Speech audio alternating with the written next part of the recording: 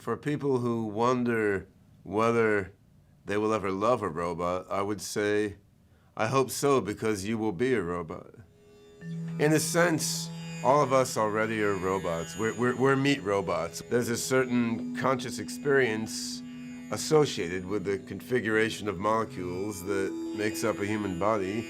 In a similar way, a robot, a computer, it's a configuration of molecules, of particles, and I see no reason why the configuration of molecules constituting an engineered robot cannot have consciousness in the same sense that the molecules constituting an evolved biological body has. And in the end, as we repair our brains with nanobots, and as we advance brain-computer interfacing, hybridizing ourselves with localized and networked machines, in the end, the distinction between an organic, evolved robot, such as I am right now, and an engineered robot made of silicon, metal, and whatever other funky compounds are invented, this distinction will probably not seem so meaningful anymore. It's all just configurations of matter endowed with sparks of consciousness, and it will take many, many different forms as technology evolves.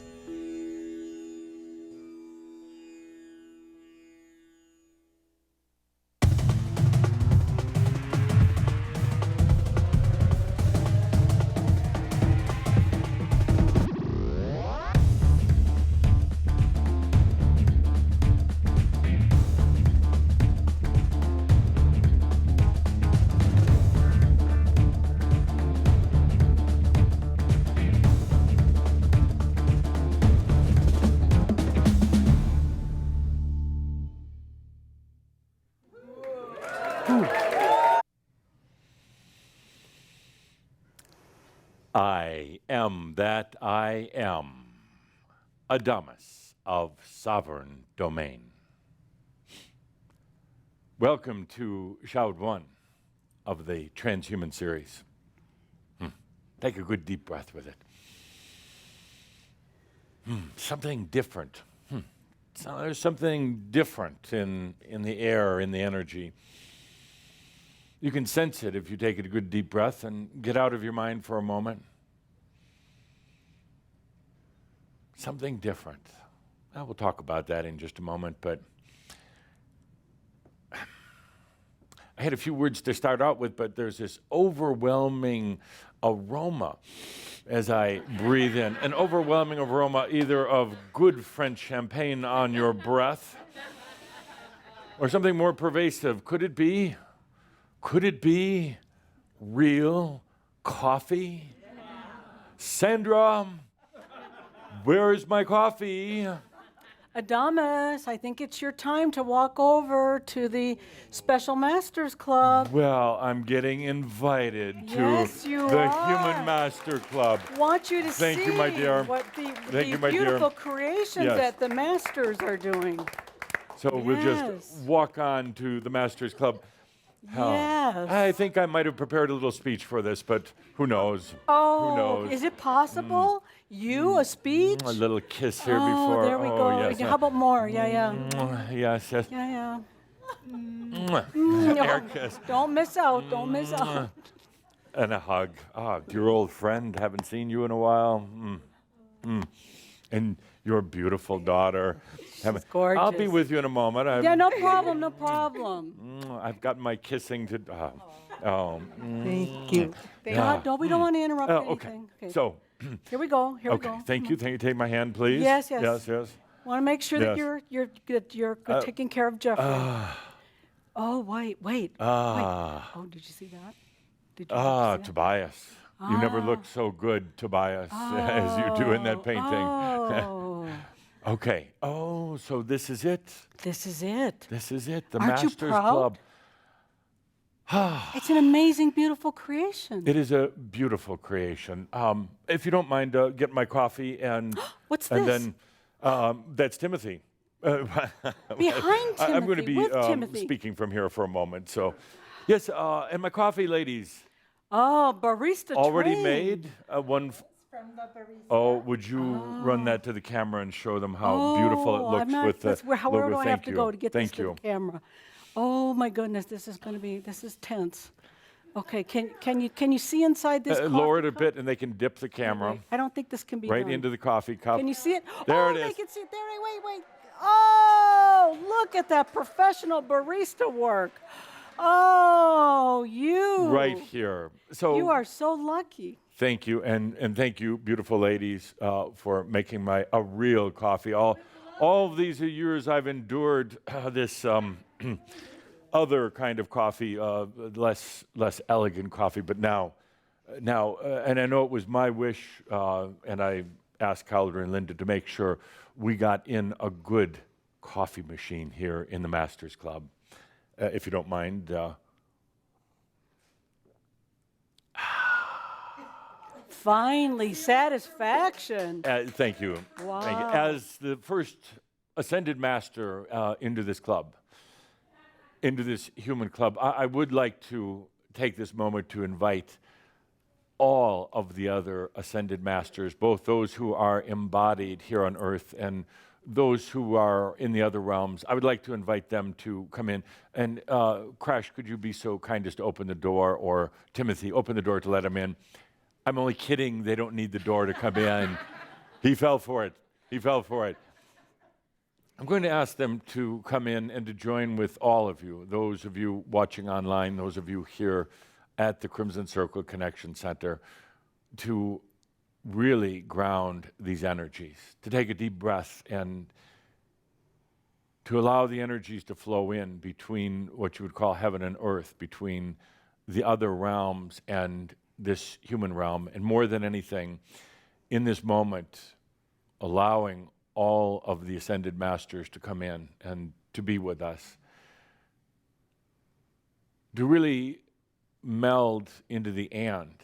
It's not so much about heaven and earth or this realm and that. It's about the and, the many. And that's really what all of you are doing. You're doing it in your personal lives. You're doing it right here at the Masters Club. So let's take this moment in beautiful silence, which truly isn't silent, to invite in the Ascended Masters. Those who are here, over 1,500 who are here embodied on this planet, and all the ones who are in the other realms who have their own Ascended Masters Club. But I'm certain that it doesn't even compare to the energies of what you have here. Because here is something so special, such a history that is embedded into this wall, a history of your journey, your many, many lifetimes.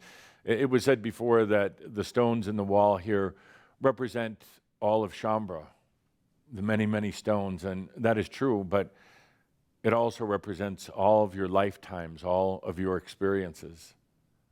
For each and every one of you, all the stones here, everything that you've been through, every experience, every hardship, every beautiful, joyful moment, right here on this wall. Take a moment just to feel that. It's a memorial wall in a way. It's not the Wailing Wall, indeed, and don't start putting little prayers in there. It's the wall of joy, the wall of being the transhuman. And on the other wall, which we'll show later, but on the other wall, on the opposite side of the room, what Caldra has called the big crimson wall, on that wall represents the art of life and the act of life.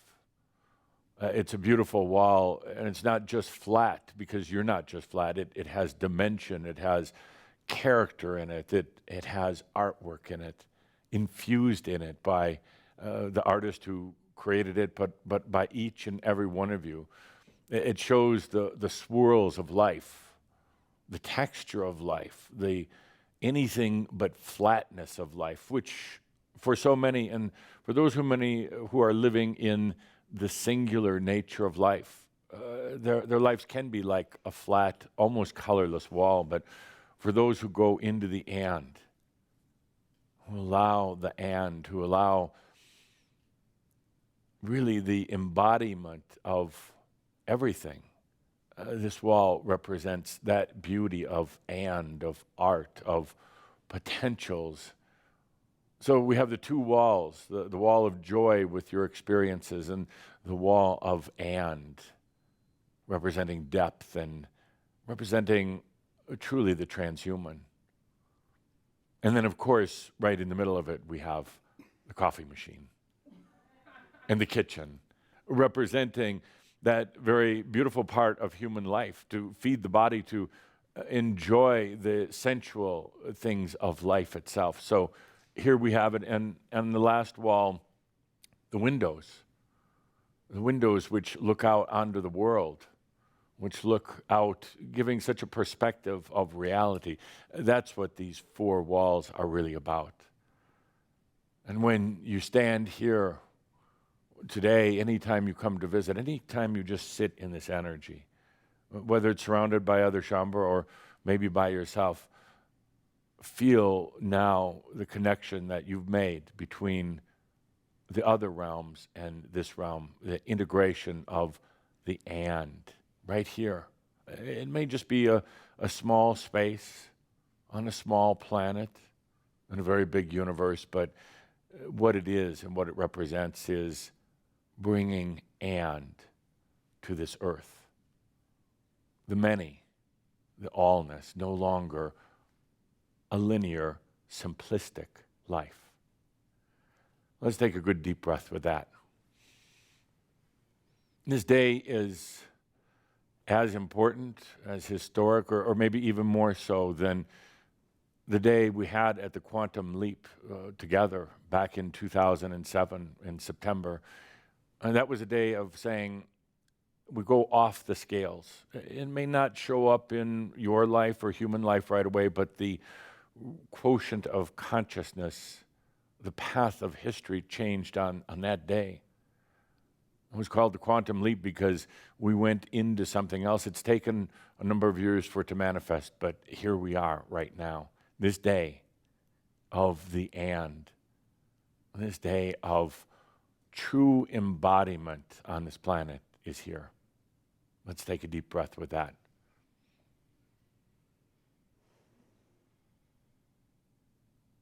And dear Linda, if you would guide me back. And Sandra, would you bring my coffee for me? Anyone else you'd like? She's yes, an escort.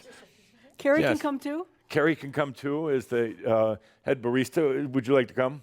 Oh, yeah. Yes. And we'll have a little parade back into the Here studio. we go. Well, we have to wait for Carrie. Okay, of course. Yes. Of course. She's good at school. Yeah, okay, off we go. There we go. All right. Oh, Thank you. so fitting. Yes.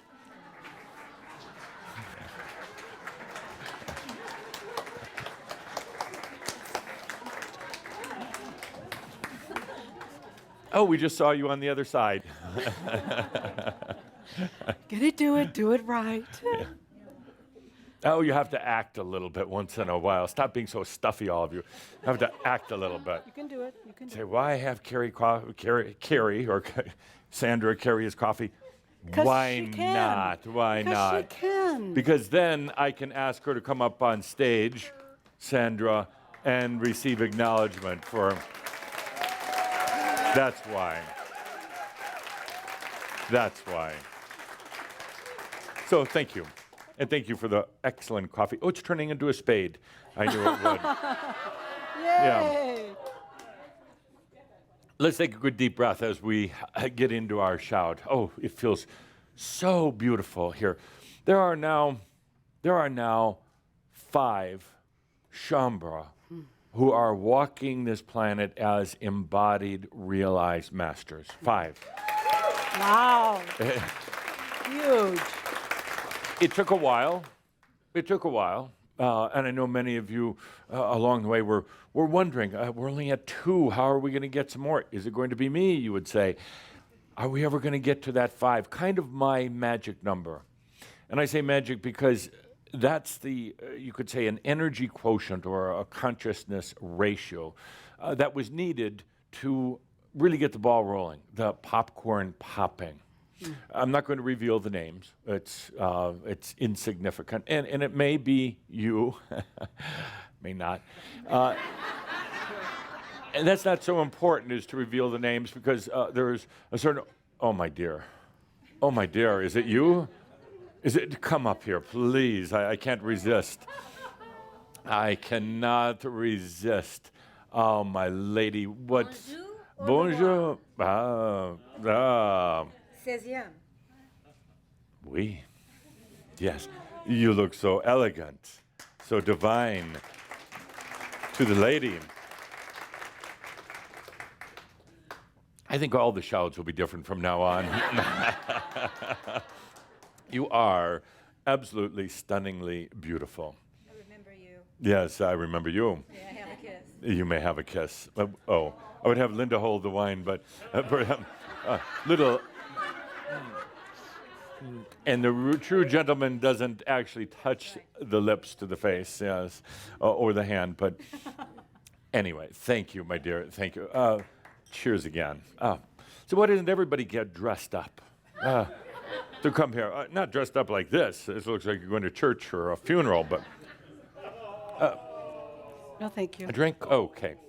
So would you set this aside so I can throw my arms around? 5.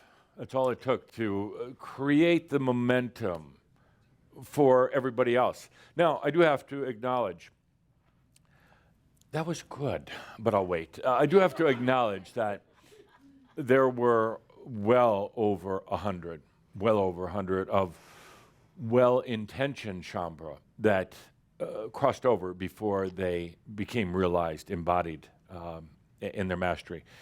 And that's not counting the ones who just crossed over due to an aged body and a failing body, but 100 who were of sound body, healthy body that crossed over. It is difficult. It is very, very difficult. And no question just came up. Did any of them take their lives? I mean, like as in suicide? No. They didn't make a conscious choice to cross over.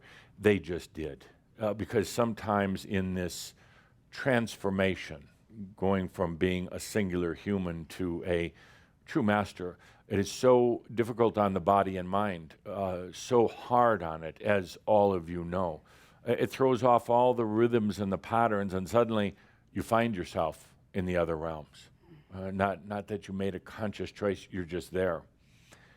So out of true honor to all of those who are now on the other side, who were on the same journey as you, who in a sense kind of paved a road for you, took on a lot of the hardships, because remember, in all of your thinking and the worrying that you do about yourself and about life and the stressing that you do, what you are really doing is really taking on the challenges of consciousness of humanity.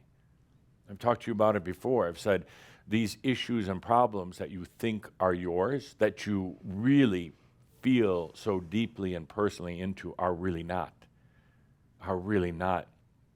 You're taking on these issues on behalf of all consciousness. And to a large degree, the ones who went on to the other side, who were on this journey of realization, they took on a lot of your fears and concerns. They thought they were their own. They thought they were the only ones with these fears and these thoughts and these feelings of imbalance. But they were also yours. They were taking on something for each and every one of you. Not to feel sorry for them, they are doing fine on the other side. As a matter of fact, they're helping. They're energetically supporting all of you. But there are 5 now, and soon to be many more. One thing that was unique in each and every one of them, of these 5, and who might be watching in online or here, one thing that was unique was they had a lot of struggles. You know, it's such a struggle to try to be a good human. It's such a struggle to try to heal yourself. It's such a struggle to try to perfect yourself. Such a struggle to be a better person. And it doesn't work. It does not work. And for each and every one of these 5, after going through a lot of struggles and trying to make themselves better and trying to make themselves spiritual or just nice or not so flawed or not with weaknesses, after a lot of struggling with this and a lot of crazy dreams, they kind of work hand in hand. They woke up one morning, each and every one of them, one morning, and suddenly they just got it. They just got it. It's an interesting study in a way, because after all the struggle with no real end in sight, not knowing that it was going to be within a week or a month or a year, no real end in sight, they just got it. It came together. And they woke up that morning, and instead of a feeling of struggle, how do I do enlightenment? How can I become realized? How can I be this person I have tried to be, that I thought I wanted to be? They woke up in the morning after a rather intense night of dreams, and there was a calmness. And there wasn't all that activity in the mind, and there wasn't that struggle. There wasn't a great big question mark sitting right in front of them when they woke up. Instead, they woke up and they took a deep breath and they just smiled. I got it, they said. I got it. Now, it wasn't lightning bolts. It wasn't like some of the experiences that some of you have had with cosmic consciousness, the feelings of tremendous soaring into other realms, but also with a tremendous imbalance in the human body and mind. It was a calmness. And it was without all the questions and all the nagging doubts and all the wondering when. It was for each and every one of them, a calm and peaceful moment. It wasn't the type of moment they wanted to run down the street screaming at the top of their lungs, I'm enlightened, I'm enlightened. It was just there. And it was such a feeling of relief. No tension, no wondering what's going to happen next. And not because they thought about not thinking about what was going to happen next, trying not to think about it, but there just wasn't the thought. They didn't have to try to think about the natural state of enlightenment. It was just there. They didn't have to wonder what's coming with this world, because in a way, it doesn't matter. They didn't carry it on their shoulders, because they know that it's absolutely in perfection the way it is. And they didn't wonder how much light they brought into their body, or how much of their ancestors they've released or not released, or whether they're going to get cancer, or how old they're. All of this ceased, just like that, for each and every one of them. It was just all there, realized. It was actually a feeling of simplicity and grace, one that cannot be thought of in the mind. You can't think your way into grace or simplicity. You can allow it. And it happened to these 5 because, well, they'd reached the end of their limits. If I had introduced you to them a year ago and said, here's the one that is going to be realized, one of the 5 in a year from now, you would have thought that I was joking or lying. You wouldn't have imagined, because in a way, they were an emotional wreck. Their lives were so imbalanced. They were so fragile, so very fragile, not sensitive. Sensitive is okay, fragile, like they're going to break apart. They were so on the borderline of joining the other 100 or so who crossed over, so on the borderline. You wouldn't have thought you would want that as your standard, your example of somebody who's going to be one of the 5 first masters on the planet. No, you wouldn't have. But I bring that up to each and every one of you. I bring it up because your journey is so much the same. The questions, the doubts, the wondering when, the trying hard, the trying to be a good or better human.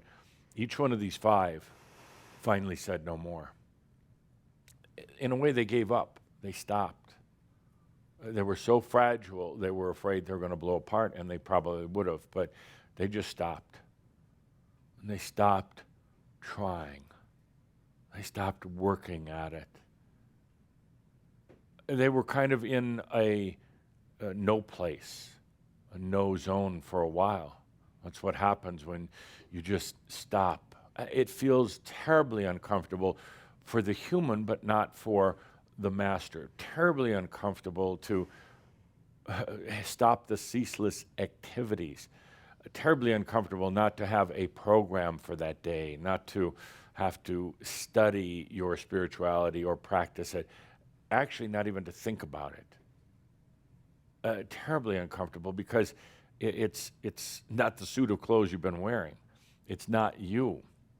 It's hard to identify with that, but they had no place else to go other than the other side. So they just stopped.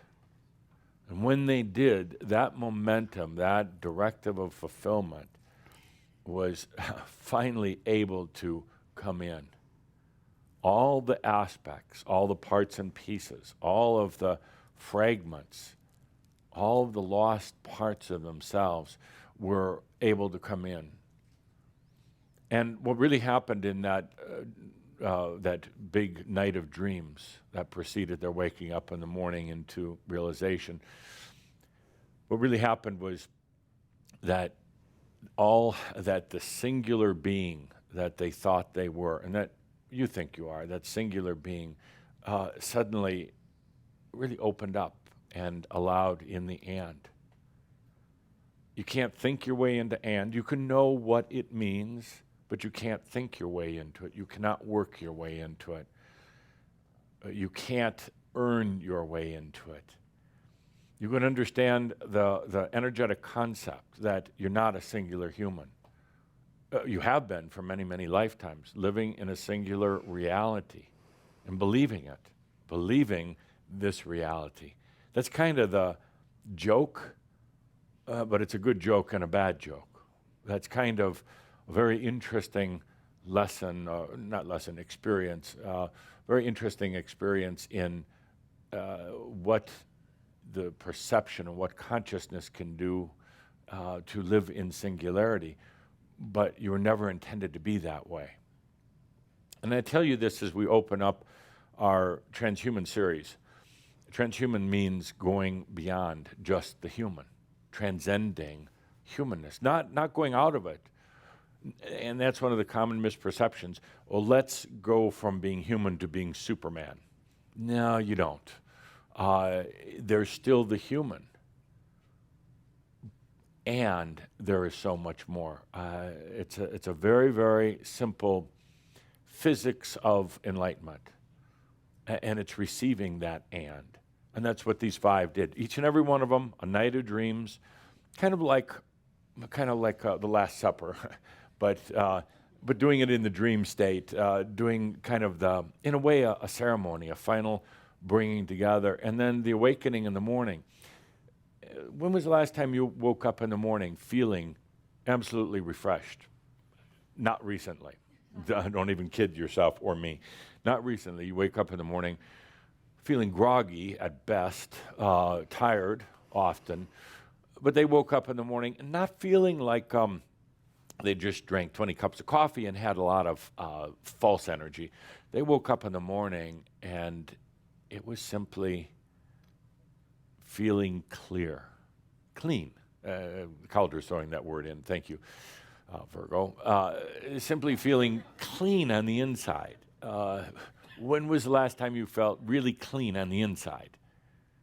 Really without the grit and without the dust and the dirt and the grime and the oil and the garbage, but they woke up just feeling refreshed and not thinking to themselves, oh, geez, I got to go get a T-shirt that says, I'm an enlightened being, in case you're into T-shirts. But just having relaxed into enlightenment. And the biggest thing was, the most important thing was they stopped trying. Now, granted that they did a lot of work, like you. They went through a lot of hells and a lot of insights. They went through a lot. But all of a sudden when they stopped, it was like now everything they had done, all the work that they had done, all the things that they had learned, everything was suddenly able to swoop in, to be within. It wasn't just out there in pieces anymore. It just came in.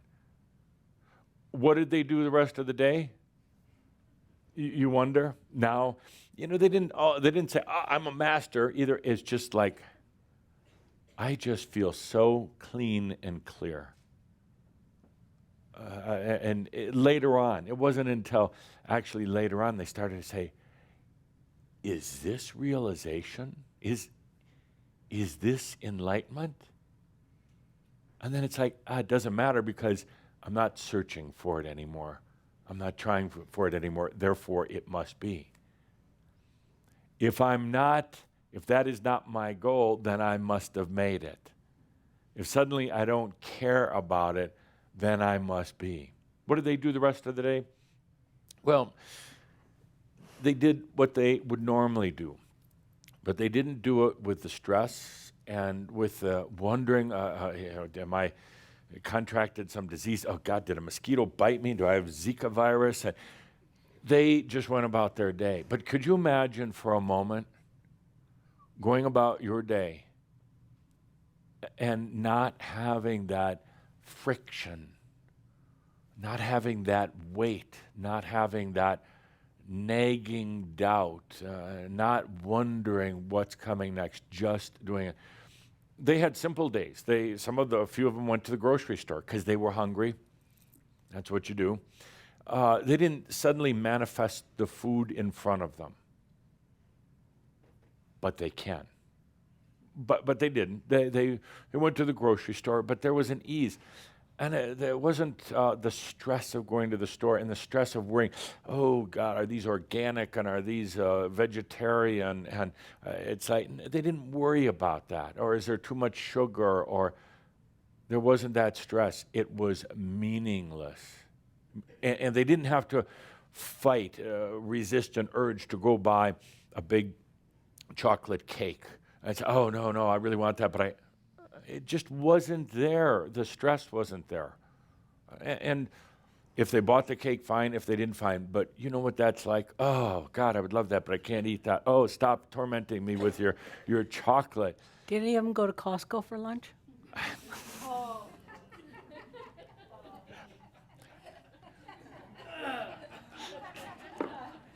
No, I don't think they went food sampling at Costco. At least that's what, I don't know Costco, but Caldra is telling me, no, do not do food sampling there. And a few of them went to their jobs, but two of them had a job, three of them did not work. That should tell you something. Didn't have a regular job. And a few of them took their beloved pets out for a walk in the park. And two of them took a very long nap. Thought, hey, if that last night's sleep was good, I'm going to take a nap. It's going to be even better when I wake up. They just took a nap because they could. They continued on with their life, but with a whole different perspective, not a mental perspective, something very experiential. They were there. They were there. Could you imagine for a moment when the body not feeling the tiredness and not feeling the jet stream of your ancestors it's sucking you back in. And it just wasn't there. I mean, they all realized, their biological family, but that suction wasn't there. And I would say the biggest thing was just the mind stuff wasn't there. What am I doing? Who am I? When am I going to get enlightened? None of that was there. Could you imagine a difference in your day? They didn't go out and perform little feats of magic, making gold coins appear in their hands. It was meaningless. That's what a human does. But a master doesn't have to play that game. The master doesn't have to go impress others by, producing things out of nothing. It's meaningless. That actually drags you more back into being a singular human than it does into singularity of the master. And there's a big difference. The words sound the same, but there is a huge difference in the words. One had a relationship. 4 did not. That should tell you something. That there are some who can do a really good relationship, yes.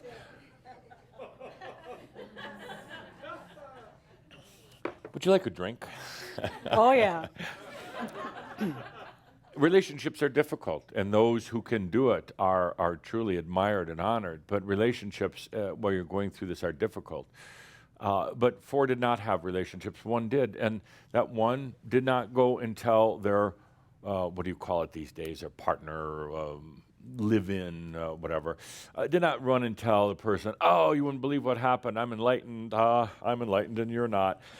Or that thing you've been laughing at me about for all these years for that group I went to. Well, it finally happened. There was no need to mention it. Can you just imagine that for a moment? You wake up in the morning after about 10 lifetimes of really hard work trying to be a spiritual person, and then you let it all go, and suddenly it's all there. You wake up in the morning, and it's just this feeling of, I'm alive. I am that I am. I am here. No battle about it anymore. No trying to make yourself any better. I guess you would call it an acceptance, an allowing. I am that I am.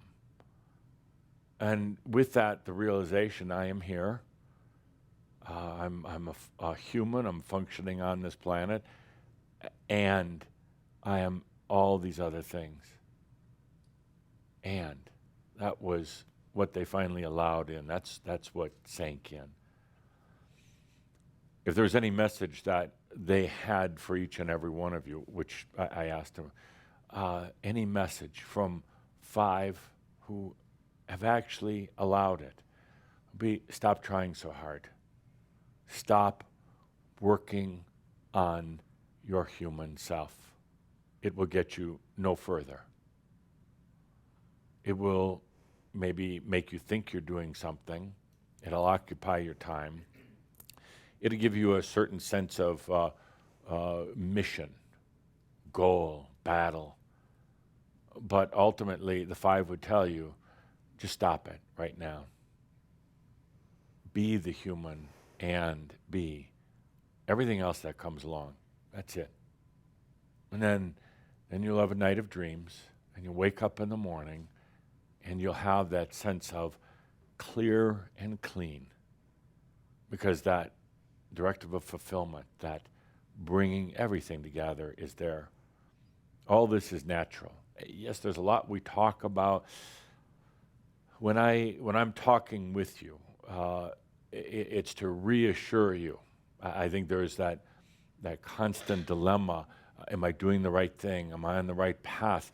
I'm actually not really teaching you anything. I'm just reassuring you. I give you some words. I do a little distracting, but I'm saying to you, you're on the right path. Now, stop trying to be so right and just allow. We're coming into this year, this series this year, and how do I paint this picture for you? You've done all the work. Those of you who are still here, those of you who haven't left, and nothing wrong with those who have left, but they wanted to keep working on the human.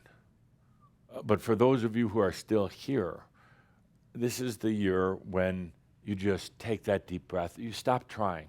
I mean, everything in your life. It doesn't mean that, Calder's asking me, for instance, well, so you don't build a beautiful master's club. Well, no, is that trying, or is that just being creative? It's work, but you're not trying to just improve yourself. You know the difference between you go out and build something just because you can, or you create a song because you can, or you create a class because you can, or do a painting because you can. That's not working. That's just living. But versus the constant grinding away. You can almost feel the gears grinding away as you're trying to work on yourself, improve yourself, make yourself more spiritual, make that human better. It's time to let that go. Be really good. Be allowing of the human. And then you start to realize there's so much more. That's where we're going. That's why I want to call it the Transhuman series.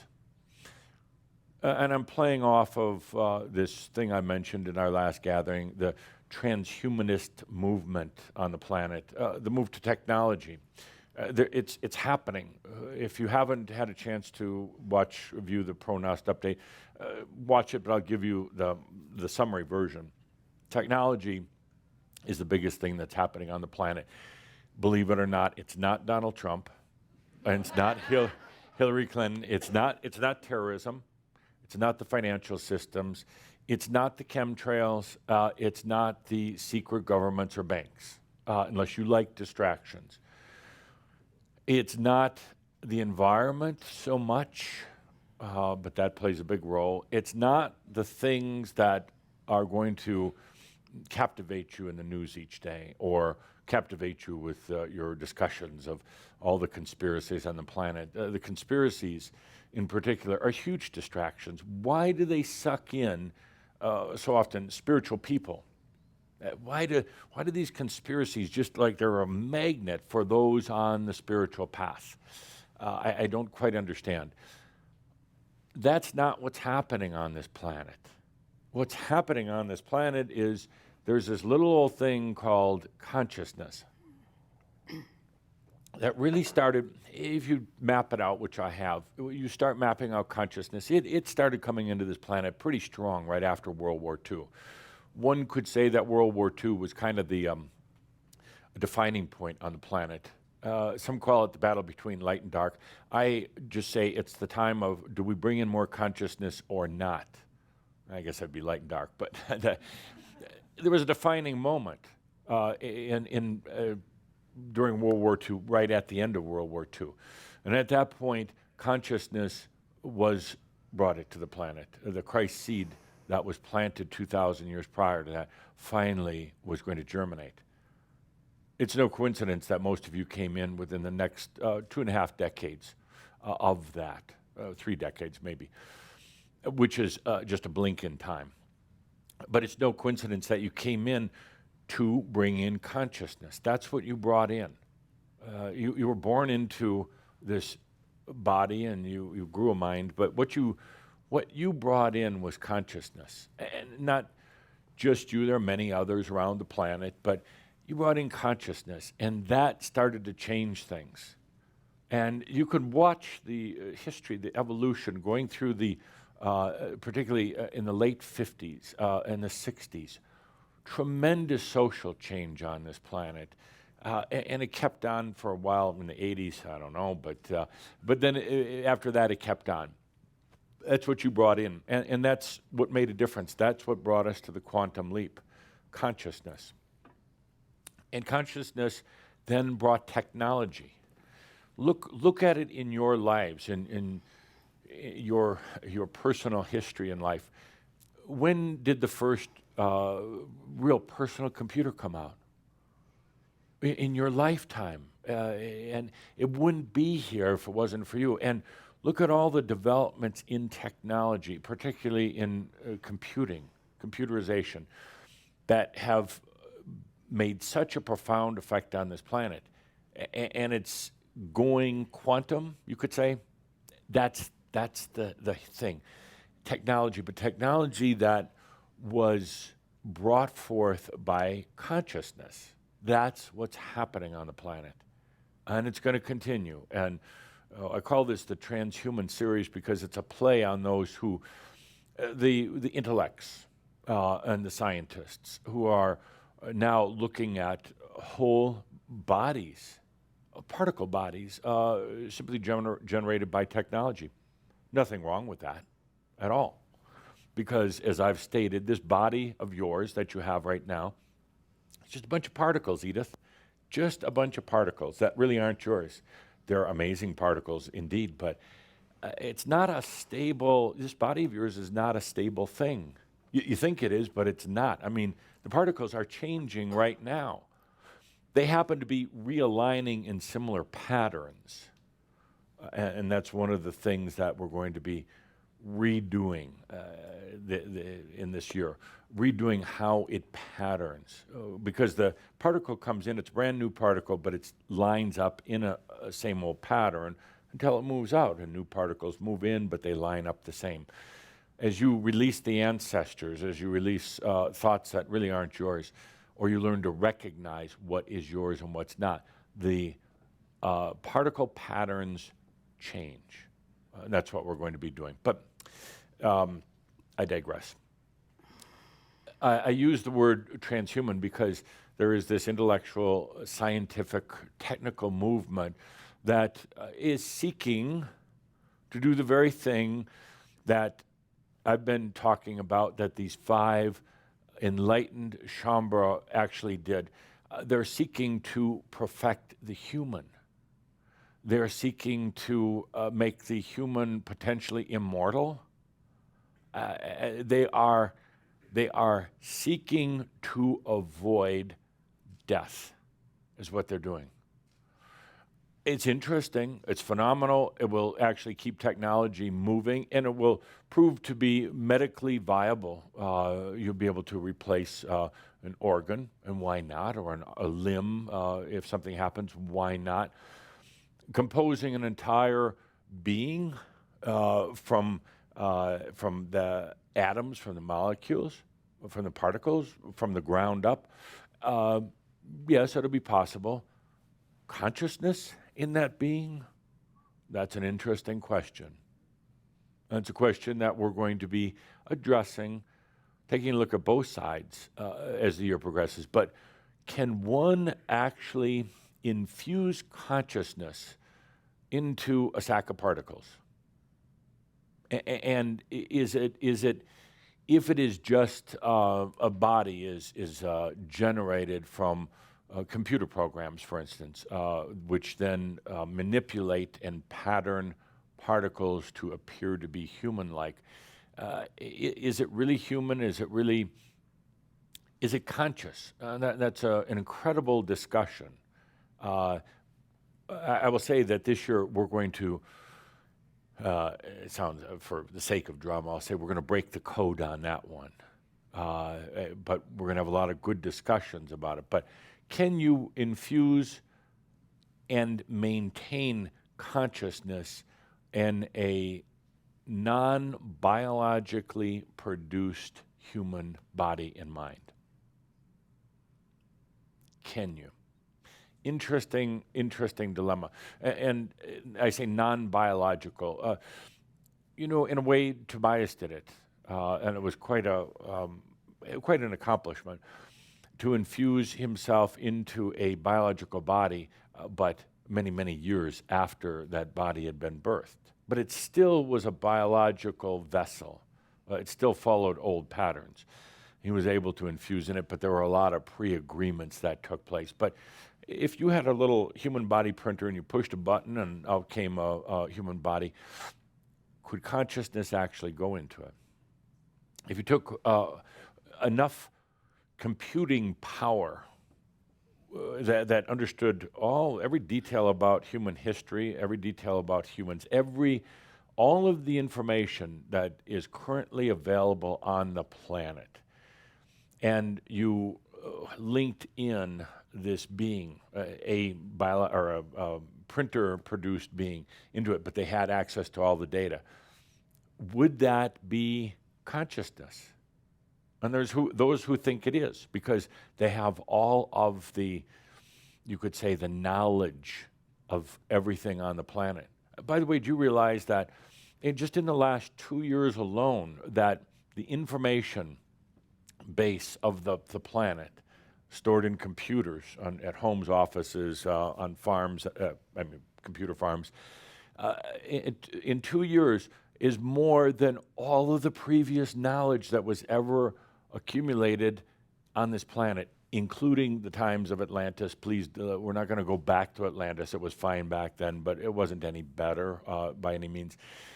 All of this, just 2 years, the information base on this planet is more than the entire history of the planet. More has been stored information-wise in the past 2 years. That's where we're going. And that's what our transhuman series is about. But it's about taking a little bit different path. There are those who are going to try to perfect the human, to make the human body relatively immortal. And it's fine. Immortal, how long do you want to really exist in that human body? That's my question. I spent 100,000 years in a crystal prison. In a way, it was my body. It was my reality. I can tell you right now, you get really stuck bored after about 200 years, maybe 300. After that, it's just, well, when there's nobody else around to pick on, to make fun of, or anything else, to have a good time with. So I really wonder about this thing called immortality, but why immortality? Why this quest using technology to make the body immortal, to feed into the brain the entire database of human knowledge? I have to stand back and chuckle a little bit. Why? Why? And they don't really want to hear this, but they're singular. They are still focused only on the human, only on this dimension, only on this reality. That's it. And so they're trying so hard to make the human better, to make it live longer, to make it smarter, to make it stronger, to make it sexier. There's not a lot of talk in the other transhuman movement, not a lot of other talk about senses and sensuality. There's not a lot of discussion about, other than making maybe the hearing a little better or the sight a little better, but it's immortalizing the human. There's not a lot of talk about life itself, the experience of life. Now, and again, I'm playing the extreme here a little bit, but this other transhuman movement, they want to make the human immortal. And I would love to sit down with them and ask them, maybe you could arrange it for me. I would really love to ask them, because I had a little bit of a background in philosophy. I think I created philosophy, one of my mistakes. But I have a little background, but why would you want that? Is your life that good that you never want to die? Are your experiences that deep and rich? I mean, you spend all day in front of a computer looking at technical stuff. I mean, is that what you want to do for the next 20 billion years? And so I'm kind of laughing at them in a polite Адамус way. Really? I've been stuck in a crystal, and it wasn't all that good. Do you really want that body to be immortal? Do you really want to focus on just the human and not even bringing in sensuality?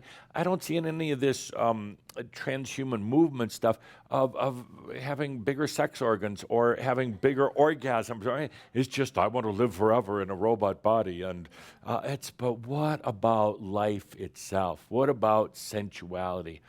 What about multidimensionality? So I would love to. So I intentionally named this series Transhuman because we're going to go a little bit different path with a little bit different net result.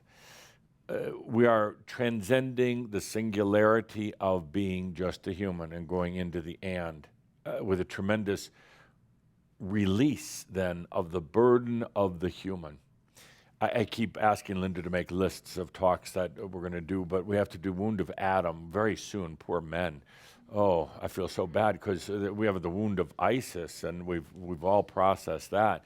And now it's the wound of Adam. The poor men are just stuck out. Isn't it tough being a man?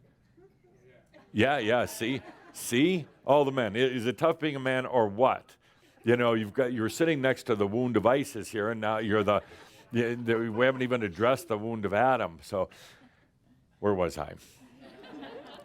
So, in our transhumanism, it's going beyond singularity of everything. And instead of using technology or exclusively using technology to make your body last, you could probably push it to last with technology. I'm going to say probably another, 30 or 40 years, you know, from what I calculate right now. Technology could change, but 30 or 40 years with really a really good nano type of body or nano parts in your body. But that's it. So we're doing it a little different. We're transcending the singularity of being the human. We're taking the burden off of the human being, saying, you don't have to try so hard anymore. You don't have to work at it, stress about it, because you're the human. Be the human and watch how, what? I didn't say a bad word. Fuck, I could if I wanted to, but but I didn't. That's the whole point. It was an alternative reality where I said fuck, but for this webcast, I didn't say that. No, you thought I was going to say it. That's the magician. You thought I was going to say it. You heard it. And that's why I had to say it out loud in another reality. I didn't say it in this reality. So, because this reality, they get all caught up on bad words. I thought, what does fuck mean anyway? No, I mean, later. No, I'm just stopping here for a moment. What does it really mean? Where did it come from? Anybody know? Where's the first time it was used? Yes, Linda will bring you the microphone so you can say it in front of the whole world. So I don't understand it because in my time we hadn't heard that word. We didn't have that word. Yeah. The worst word we had back then was Satan. I could be wrong. Yes. I always heard it meant for unlawful cardinal knowledge. For what? For unlawful cardinal knowledge. When people were put in... I'm saying it. Yeah, when people were put in shackles. For unlawful cardinal... What is cardinal knowledge? Sex. I know. We had a joke back then with the priests and the bishops. Cardinal knowledge. Fornication under the consent of the king. Yeah. You had to get permission. I think this would be a good topic on the Shambra Facebook. Well, it's swear words revealed. Where did they come from? Where did shit come from? I hear you use it. I never use that word. I hear you use that word. Where did it come from? We didn't have words like that back in my last lifetime. We didn't have those words. We called somebody... We had some French word. We call people bitches or bastards or words like that. We cursed them under, with Satan's name and things, but we didn't have these funny words, and people get so hung up on it. You like that little whole distraction thing? Let's go back to transhuman. You were getting sleepy. You perk up when I start saying it. You were getting really sleepy, and so our work in transhumanism, an intentional joke, I guess, an intentional, very deliberate play on words. Our work is simply to allow the very natural release of the ancestral biology, and as you do, to reform the particles that compose your body in your own image. Not the image of God, or definitely not the image of ancestors. We're not doing it for some great big mass healing. That really doesn't work. We're just reparticleizing and just letting out the old. We're taking a big, what you'd call ancestral biological crap, and just letting it out. I didn't say that word, the other word. And just letting it out. And you'll find a natural transhuman movement within yourself where you don't have to use a bunch of technology. And if you do, I don't. By the way, I'm asked once in a while, Adamus, isn't it untruthful to get a facelift? I don't care. I get a facelift. It doesn't matter. Is it bad to get cosmetic surgery? I probably would if I was there on your planet right now. Why not? You have the tools. It's the consciousness in which you do it. If you're doing it because you say, I hate my face or my body, that's one thing. If you say, hey, why not? Go out and get a little, what do you call it, work done. Yeah, shit, a little work done. But if you're going to do it, do it right. Go to somebody who knows what they're doing, and not a butcher or anything. Spend some money on it. Do it right. Do it in consciousness.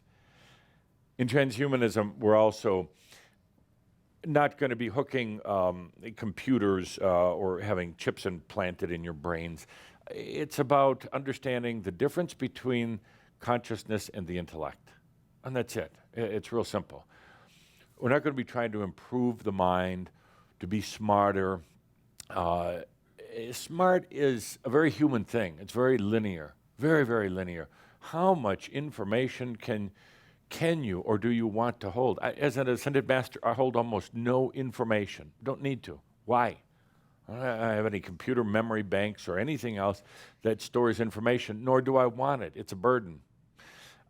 If I need to know something, I simply ask, and then it's there. And that's it. Whatever it is, it's simply there. If I care enough about it. If I don't, it's not there. You've got tools these days. With about 10 taps of the finger, you can find out anything about anything. Why carry it around in your brain? You carry it around in your pocket instead, in that IMR that you have. So we're not going to be trying to improve the brain, make yourself smarter. Smart is very human, very linear. The intellect, very, very human. The consciousness but as a result of consciousness, intellect was created. Intellect, a way of sensing and interpreting experience, a dimension, for instance.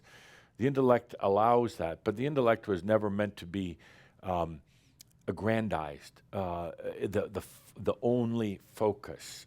In other realms, you don't need an intellect. You don't need to be smart. Facts, I often say, you go to some of these other realms, facts will kill you. They really will, because that means you're trying to stay in a human perspective in another realm that doesn't regard it, doesn't acknowledge it, doesn't use it. You're going to a gunfight with a sword, and you're going to lose. So we're not going to work on building the intellect. We're going to come to understand the difference between consciousness and intellect. And there's a huge difference, a huge difference. We'll come to consciousness in our transhuman movement. Will you be using computers? Absolutely. Use computers for the data, the information, the intellectual things that you need in life. We're not going to start some movement, go off in the woods and wear funny men with funny suspenders and women with bonnets and not use computers or electricity. No, we'll absolutely use the resources that have been created by your consciousness, called technology, but for a better life experience, not the only experience in life. And there's a huge difference. We're kind of mavericks in this. There's debatable in the numbers, but let's just call it about 30,000 Shambra around the world who will endeavor into this, who have made it this far, will continue going, give or take. There are going to be some who dabble in it, who come and like feed at the table, take a little here and a little there, but this isn't something you do like you're at a buffet. Here it's the whole course. So let's say 30,000 compared to maybe 20 to 23 million who right now are on a different transhuman path. Pretty small number in comparison. And the intellectual transhuman path will be gathering hundreds of millions of people into the billions within your lifetime. They may not call themselves transhumanists, but that's the path that they're on. So we're very small in numbers, but very experienced, very seasoned, very committed, and very basically expanded. You got a picture of what's going on. It's you in expansion. It's you beyond just being human. It's all the things that you could say you wanted. You wanted to be healthier. You wanted to be younger looking, but that's not the reason we're doing it. We're doing it because it's time to simply be you, to be all of you, not just the singular you. So I'm going to ask you over the next couple of years or so, watch the parallels here between our transhuman, a beautiful representation showing on the screen right now. If you would show that for those watching online. What does this mean? What does this mean? Well, it's the circumpunt, the circle with a dot in it. Remember that I've always said the dot was source, was where you came from. The circle represented your experiences, your everything, your wisdom, basically. And you would have thought that the dot never changed because it was always source. It was where you came from. It was pure consciousness surrounded by all of its experience. But something did change. And now that's become a plus sign. The circumpunt will never be the same again. And you can see the vague image of the original circle, the original source, or what you would call the pure consciousness. But now it's expanding. It's the plus sign. It is not a cross. It's not what Jesus died on, and it's not. We're not going to put a little picture of a guy there nailed to it. No, it's it's not the Swiss flag. I'm sorry for some of you, but it's not the Swiss symbol, and it is a plus sign. You know what a plus sign is? It means and. Yeah, plus sign. So that's the symbol. It's also expansion in all directions. And if we could depict this in a more than a two-dimensional way, those pluses, the radiance would be going out in every direction, including inwards. In every direction, not just expanding up, but expanding into itself. True expansion is in all ways, all directions. So that's what this represents. That's the new consciousness on the planet. And that's what basically you've created. So that being said, that was just my opening statement. Let's take a good deep breath into you, the human. Into you, the human that's going to stop trying so hard now to be a better human. Please, please. Let's just call it the end of the road on that one. Why? Why? You know, the sad thing would be some of you are a little bit more mature. You're getting on there in your years. Why keep damn trying? Even with your health or your brain. I'm going to lose my brain. If that's the best thing in the world that can happen. Yeah. Not with some of the diseases like Alzheimer's or that, but to be able to go beyond the mind. And if any of you are experiencing mind wobble right now, that's what it is. You're just expanding. Take a deep breath. Shut up. Stop taking medications and enjoy the wobble. So let's take a good deep breath and move into the questions. Linda on the microphone, please. Oh, Chambra on the alert. And I don't know. Calder's asking me to keep this one short today because you have a big party. And the sun's out. Isn't it as amazing when the sun came out when that Masters Club was opened? You've got plenty of time. No, Calder wants to party, but I've got a lot to say. He'll get over it. He'll get over it. No, you've got plenty of time. Question. Oh, I know. Are you just trying to get out of it? Out of what? Doing more. No. I've got hours and hours and hours worth. I'll go till tomorrow. Question, Linda on the microphone with her first volunteer. Lucky volunteer. I was going to add, put the microphone in front of their face before I ask the question. Jeez. Really? Well, yeah. Right now? Yeah, anybody. And then I'll ask the question. Okay. I'm going to pick a tricky one. Oh, this is a good one. Oh, just oh like good. that. So, Doctor, what would you put, and I don't want you to think about this. This goes whoosh, it's just there. What are you going to put on your tombstone or your memorial? I know you're going to get cremated, but your memorial, what are you going to put on it? 5 words or less, 10 words. Forever. Forever. I like that. Good, forever. That's it. I like that. It's kind of poetic, philosophical. It's a teaser. Some people would look at it and go, forever, what? I get it, though. Forever. Good. You're feeding right into my next point that I'm going to make. Okay, keep this microphone passing around. They're going to think about it too much. And they're going to, yeah. Okay, next. What are you going to put on your tombstone, your memorial, your plaque on the wall? Yeah, you got a plaque on the wall. What are you going to put on it? I lived. I lived. Good. How about I loved? I lived. I loved. Okay, I lived. Good. Have you lived? I am now. Good. Could I ask you, and this will be on the back side of the plaque, as nobody could see it. How would you describe your life in like 50 words or less? Boom, beginning who to here. How would you describe that?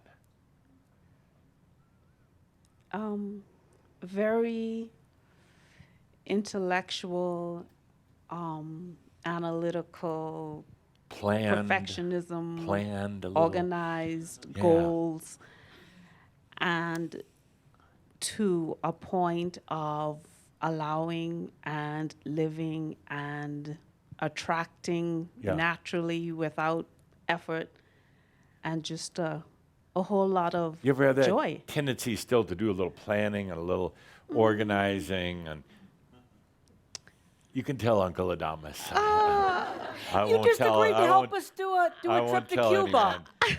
Yeah, She took a shopper trip to Cuba. but that's she's already still planned. allowing. That's still allowing. Okay. The answers come. You know, Yeah.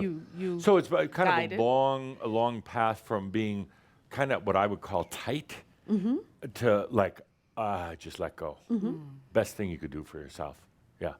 And letting go doesn't mean like taking off all your clothes and running down the street naked, but it's not so bad. But just stop structuring yourselves. Structuring is destructing. Stop structuring. Stop trying to make yourself something you're never going to be and you don't want to be anyway. Okay? Good. Thank you. A couple more. Tombstone. What's on it? I always love this question. Tombstone. She lived in joy. She lived in joy. Is that a true statement? Most of the time. Most Not of the all time. What percent but of the most time? Of the time. What percent? Probably 70 to 80%. Oh, that's good. I like that. Yeah. Yeah. On the back side of the plaque, what about the other times? Continuing to learn to let go. Okay. And then you stop continuing to learn and you just Let go. and you let go. Yes. Yeah, let it and then go. everybody in your family thinks, oh, yeah, she's really weird now, just letting go. You know what? Whatever opinion that they have that is negative is good for you. I'm serious. If they're like, oh, she's crazy, that's a good thing. The minute they say, she's just like us, oh, jeez, where did I go wrong? I'm often the weirdest one in the room, and it doesn't bother me a bit. Why not? Actually, people love weirdness. They do. They're uncomfortable with it, though. They actually secretly love it, when there's some weirdness going on. But they're just like, oh, God, they just can't. They're so English about it. Oh, we just can't. It's so impolite. And, yeah. I'm sorry, but if you're watching from England or you're from England, you know what I'm talking about, and you're laughing. I can see you. Here's England. Yeah. Oh, yes. Yeah. So what's going to be on your tour? Was I right about? Yeah, totally. Yeah, totally. It worked back, 300, 400 years ago. It was really proper, but now it's like, come on. Yeah. Take those tight underwear off. Totally. And just. Yeah.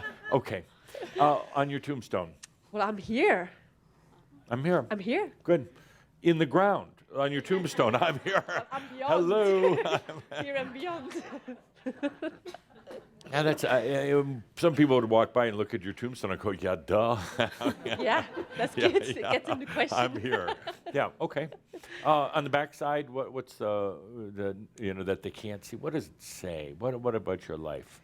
It's been a hell of a ride. Hell of a ride. Okay, yeah, yeah. Would you do it over again the same way? Probably not. Probably not. Yeah, that's the English part of her speaking. She's going, "No, I wouldn't." Yeah. What? Yeah. Oh, I wouldn't. Okay, thank you. Oh, you're gonna make him talk now.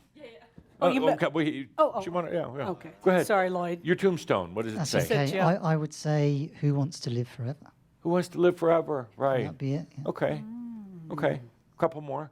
Okay. Good, You I asked like for that. weird. Let's see. Don't let me down. Hello. Nasty little devil. Yeah, yeah. Freedom. Freedom. Okay. That's on your tombstone. I don't want a tombstone. Yeah. Oh, you want a plaque? Walk on. Walk on. Yeah. I walked on. Yeah. You're stuck. Beyond. I like that. Okay, two more. Okay.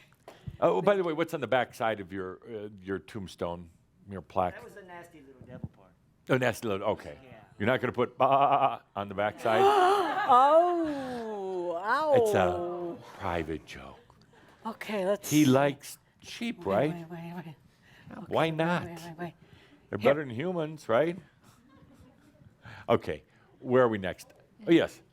Beyond everything. Beyond everything. Okay. On the back side, what is not revealed? Maybe something in my language. Yeah. Okay. Yeah, hitch. Okay. What does that mean? That's the same thing. Okay. Good. Thank you. One more. Okay. One more. Tombstones. Now we're all gonna die. Anybody volunteering? Let's see. Oh, I should have known. So if you had a little time to feel into it, what goes? Because I can. Because you can. Okay. What's on the back side? The Way, untold story. way too much work. Yeah. Okay. Good. Let's take a good deep breath. First thing we're going to do now, let's turn these house lights down a bit so we're not blaring light in their eyes. First thing we're going to do is, I think it's so important here at the beginning of this series I talked about it last month, but I really want to be with it now. Death is an absolute lie. It is an absolute lie, and it is one of those lies that's so ingrained that people actually believe it. And then people die. And it's too bad, because it is a lie. It's an illusion. Now, I'm gonna be very straightforward. It's a shameful lie. There is no death. There is not. And somebody could come and say, "But Адамус, look, well, you died, Адамус." No, I didn't. I did not. I have been said to have lived for hundreds and hundreds and hundreds of years. I've been known to reappear well after the time of my death, but I did not die. I simply transitioned, and there's a huge difference. One could argue that the physical body dies, and therefore death is real, but it does not need to be.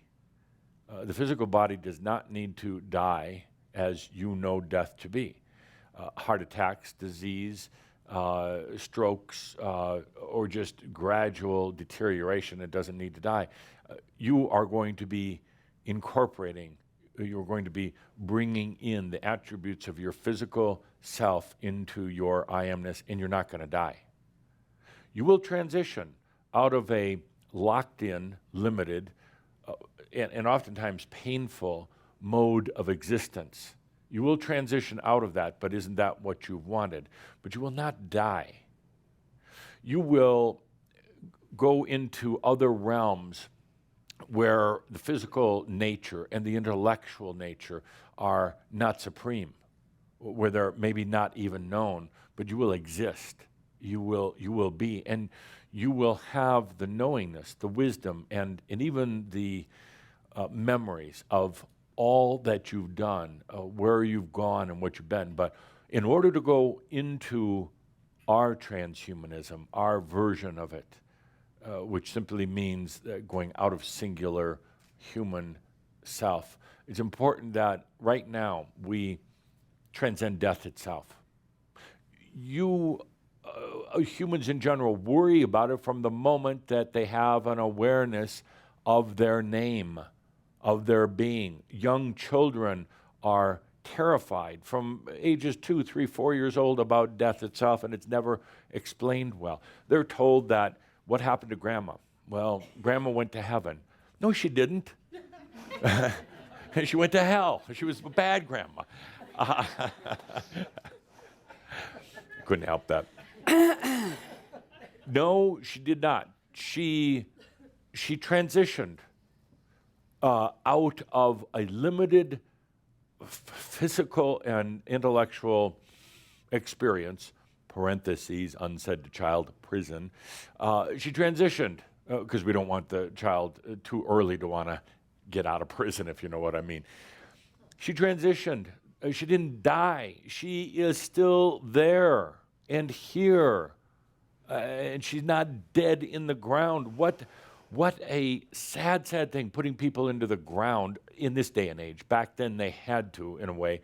But in this day and age, what a sad thing, shoving your body down in the ground for the worms and the spiders and all the other crap that exists underground.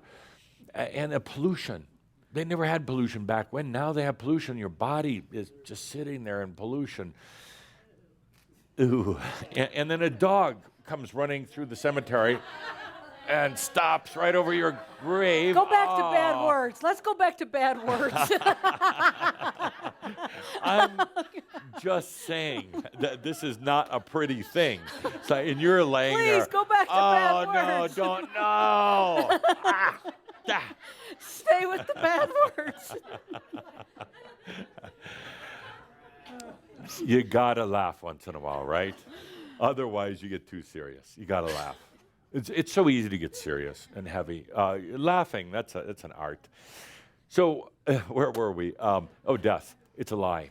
It's an absolute lie. And I'm going to ask you to feel into going beyond death. You are not going to die. You're going to transition sooner or later because you get tired of all this. I tell you what, you're already tired. Otherwise, you wouldn't be sitting here.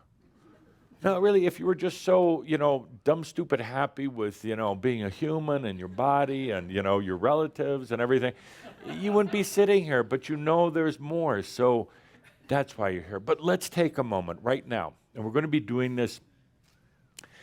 We'll do it every shout, okay, until I really feel we've gone beyond death. No music on this one. Just let's stop for a moment. Let's do a silent mirab. Excuse me, you should go to the toilet if you have to. Or now can you do that with your mouth, as you would say. Oh, that's what I would say. Okay. See, we can laugh at death, right? We're sitting here about to go beyond death. We can spit on death. It is a lie. And I'm not just saying that philosophically or spiritually.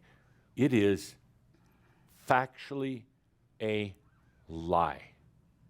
And once we go beyond death, and that worry about death, that wondering about death, wondering what happens when you die. And once we go beyond that, you can live again. I asked about the tombstones. What would you put on? Well, I'll get to that in a minute. So let's die right now.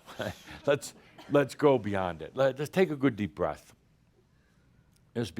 Silent marab means there's no music, but I talk. Interesting. We do that all the time, says Crash or somebody. Ben. Okay, let's take a good deep breath, and I'll pontificate a little bit. You've lived with the illusion of death for as long as you can remember, to the point where you actually believed it, as do humans. It's a reality, I guess. It's a reality, but not the reality. It's a way of living, I guess. But you're not going to die. You are not going to die. You're going to exist. You're going to, at some point, when you get tired of the physical condition and the intellectual condition, say, let's transition. Let's like suck all that up, bring it up into our beingness. Let's pack that bag and bring it all up into self. You're actually there's still you have the illusion of death. Well, it's when your spirit leaves your body, you leave your body behind. No. We're going to bring the body with the essence, the energetic elements of the body and the mind and everything else, but it's going to be brought into the mothership, into you. There is no death. You're not. I proclaim on this day that you're not going to die.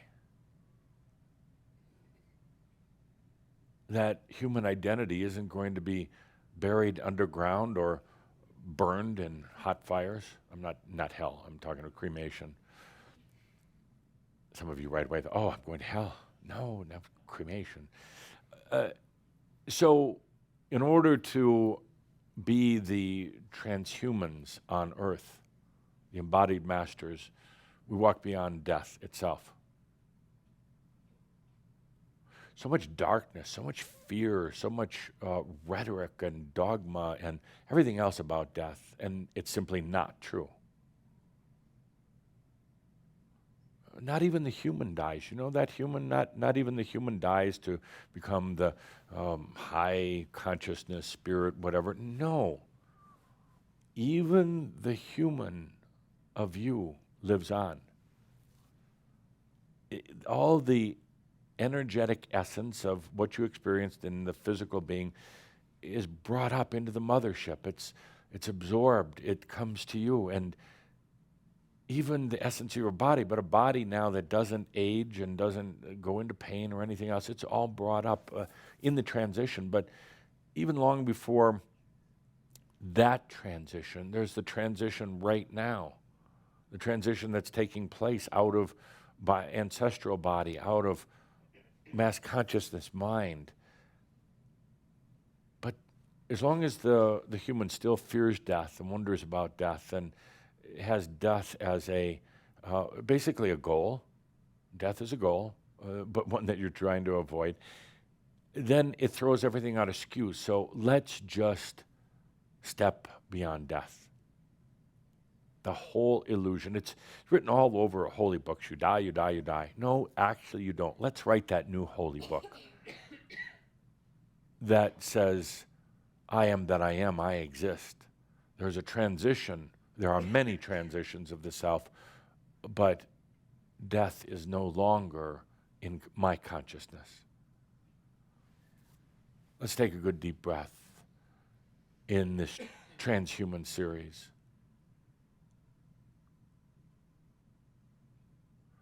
It's going to be a challenge in some ways. Your mind will come back to death and the thoughts of it. But I'm going to ask you to stop trying to avoid death and stop trying to think about it and just understand you are not going to die. I want you to feel that in these coming weeks. Imagine that for a moment. And I'm not talking about being immortal like the other transhumanists, where you're using robot parts and everything else to perpetuate a singular life. I'm talking about there is no death. It's a transition. Transitions you're used to. You are masters of transitions. You go through them all the time. And really feel into that, I mean, it's almost funny. There is no death. You, master, are not going to die. What a relief. What a change of consciousness after all of this time of Well, in a way, you were kind of like them, the other transhumanists. You were kind of seeking immortality. In a way, you were seeking basically to have all the knowledge and all the wisdom. In a way, you were seeking to be superhuman. In a way, singular in a way, but we go beyond all that now. We put a big plus sign right in the center of the circle of the I am. That's one of the things that the 5 who I talked about earlier, who have allowed their realization, they realized, I'm not going to die. I'm not ever going to worry about it again. I'm not going to die. I'm going to transition, evolve. I'm going to transcend in so many ways, but death, no.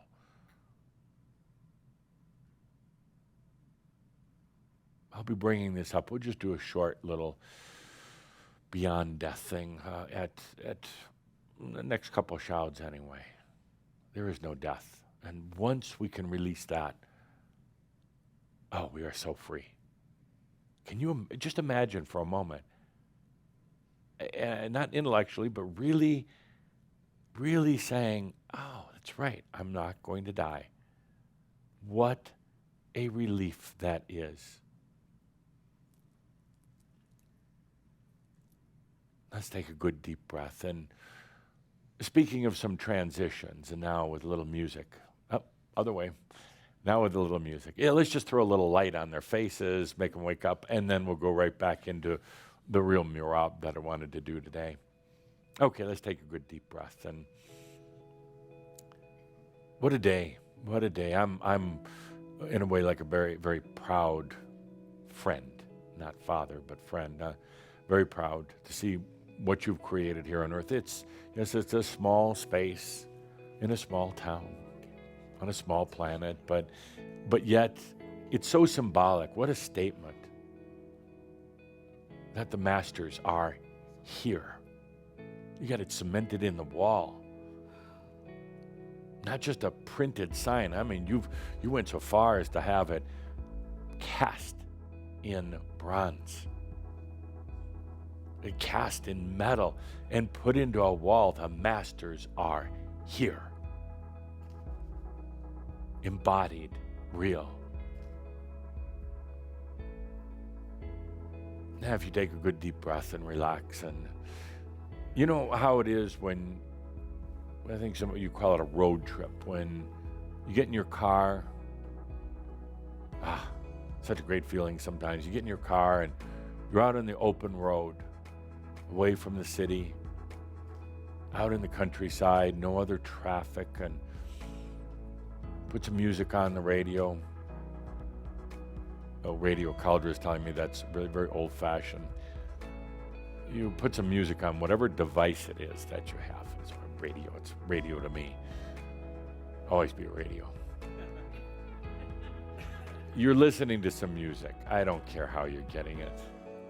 Let's just say you're humming to yourself. Caldra quarrels about the funniest things, and it's like, the point is you're relaxed and you're having fun, damn it.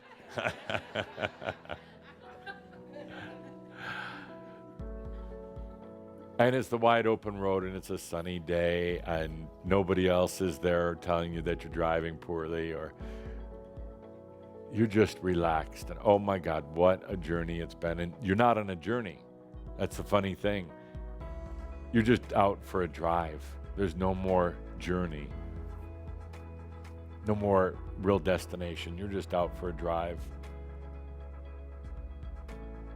And you know, you have that device, and Caldra, do not correct me. You have this device in your car, and it's called a rear view mirror. It's so that you can be driving, going forward or whatever, and you can look back to see what's behind. And today, it's your life that's behind you. Yeah, you're continuing to expand, you You're continuing your experiences, but your old life is in the rearview mirror. Take a look at it in this mihrab. Life in the rearview mirror. I like that analogy because, you see, you're not turning around and looking. You're not like looking back at the burning city. You're simply looking in the rear view, kind of, it's a reflection, it's a perspective. Not really even literal. What a life you've had. What a life you've had looking in the rearview mirror. A life filled with such aspirations and desires, unlike that of which most people don't have. It wasn't even a life of aspiring for money or prominence or anything.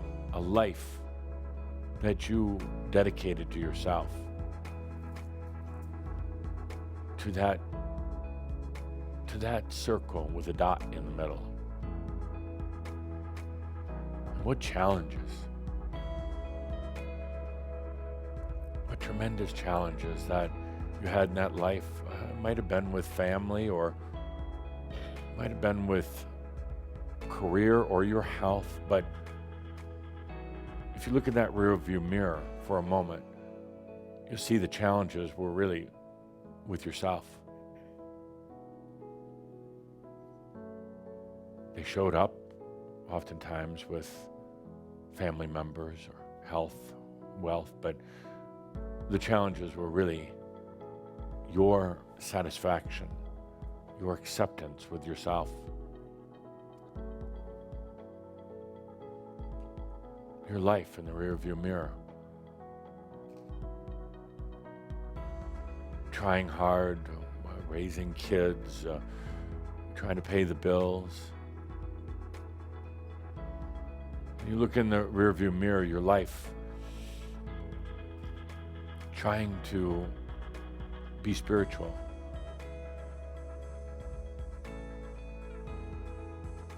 That was a transition in your life. This beautiful, passionate desire for answers, finally. You look in the rearview mirror, and that was your life, and that's behind you now.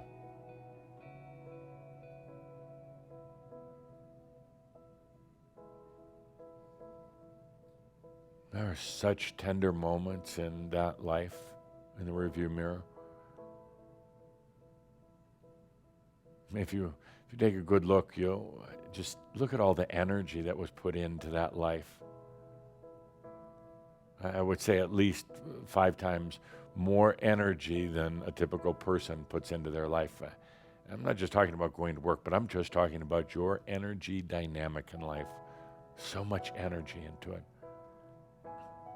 That life is kind of like a work of art in a way.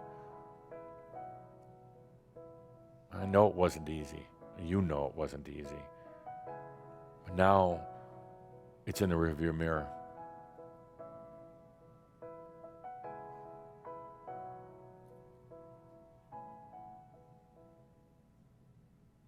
Take a good deep breath. It's in the rearview mirror. That means that it's just a reflection. What's behind you?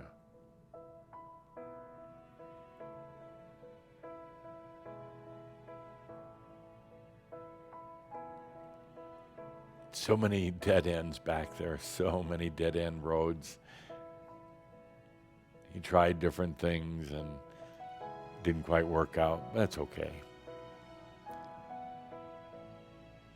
So many bumps in the road.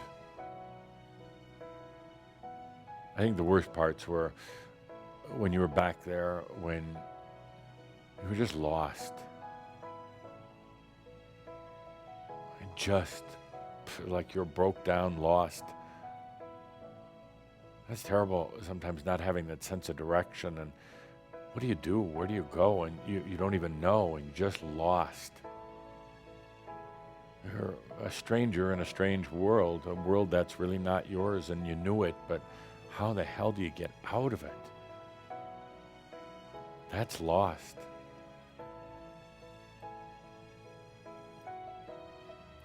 As you look in that rearview mirror, such a singular life, linear.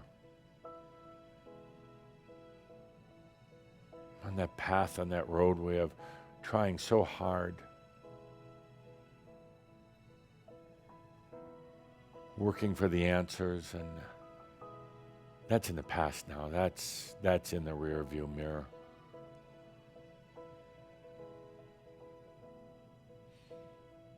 That's all behind you now.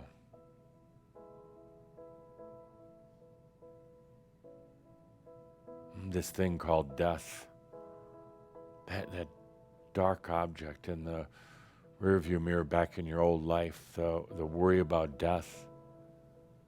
Damn it, that was a bad joke. I mean, it just was a bad joke. It was such a lie, death. You transition, indeed, indeed, indeed. You wouldn't want to stay in one state of being forever. You wouldn't want to just be in this physical body. I guess when one believes that there's nothing more, that this is reality, when they believe that this is reality, I guess then they would try to be in it forever. But when you know there's so much more, when you know there are many realities, and this reality is its own illusion. But I guess then you'd want to stay in the immortal human state, but there is so much more. Death, what a lie. Death to me, to Adamus, it's the lie of the ignorant. It's all it is. It's ignorance.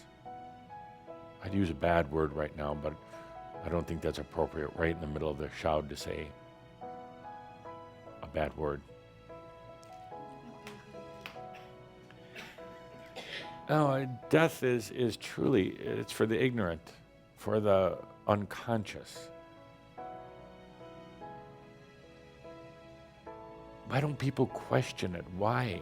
They just, I guess because they're ignorant, they're unconscious. They just go along with it, and then they do die because they believe in it. But that's in your rearview mirror right now.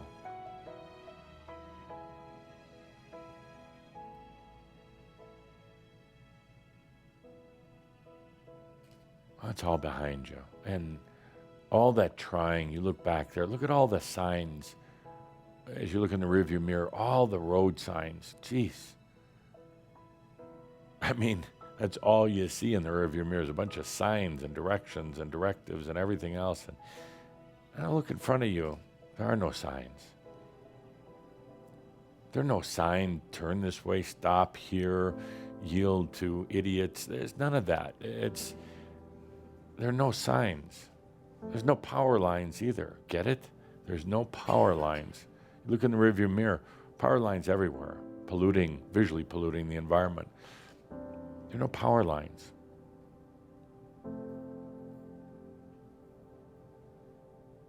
You look in the rearview mirror and there's power lines and signs. And signs, those represented all the things you try to control yourself with. Stop. Don't do this.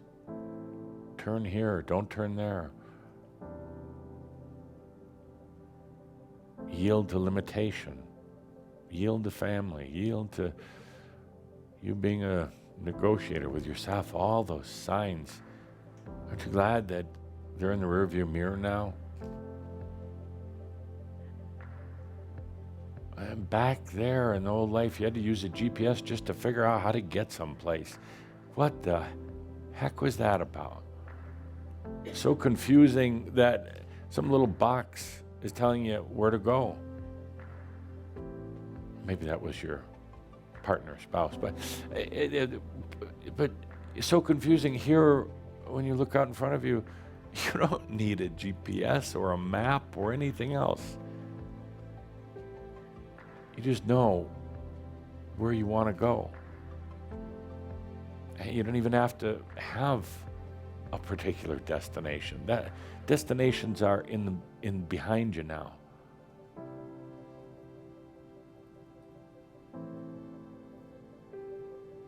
Now, while all this is going on, you're looking in the rearview mirror, your life as it was. Then you got the wide open road, no signs, no traffic, no pollution. It's just wide open in front of you. It does cause pause, I guess a brief moment of reflection, when you suddenly realize, oh my gosh, I really am changing. Oh my gosh. And I'm not going back there. Oh my. This is for real. There is no going back. There is no going back.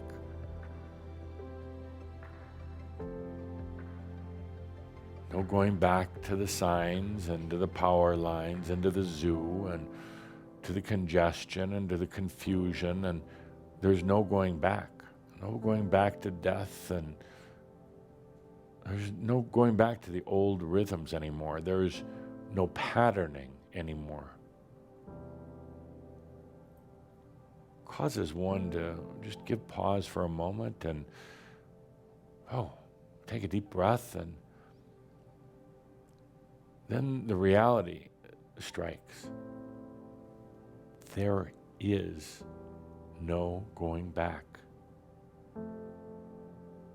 As you would say, OMG, there is no going back.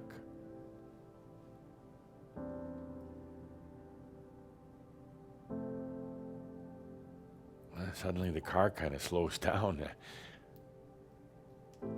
Suddenly you're looking in the rearview mirror and then looking out in front of you, looking back to the rearview mirror, back to your life, looking in front of you.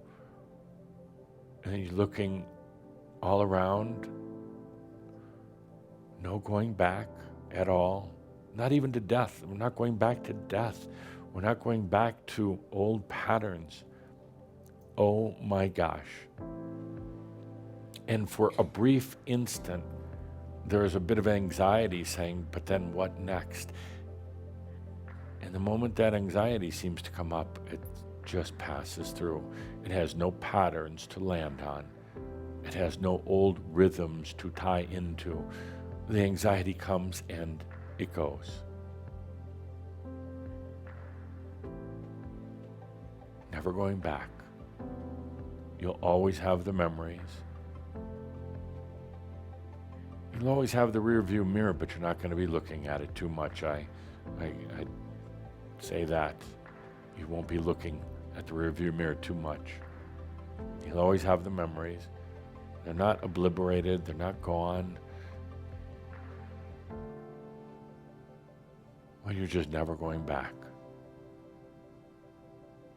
In that realization, everything that's caused energy to pattern in certain ways, everything that's caused the cycles to stay within their old patterns and cycles, suddenly goes away.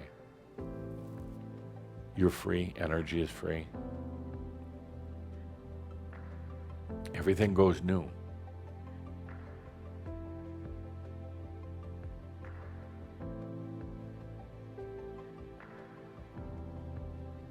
What's up ahead, it doesn't matter.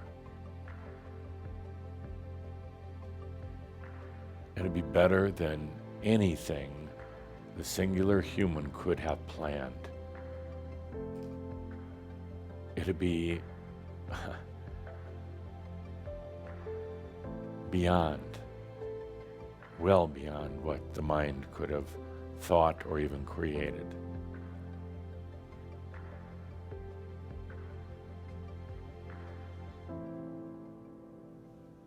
What a moment here in this kind of pause situation.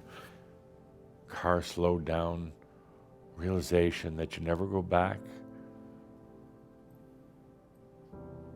but also the beauty of where you've come from. And then suddenly, out of nowhere, suddenly, sound of sirens. Woo, woo, woo, woo, woo. Oh, crap, I thought I was beyond all this. And then you realized it was just Адамус, Sent-Жерmen, saying, stop worrying.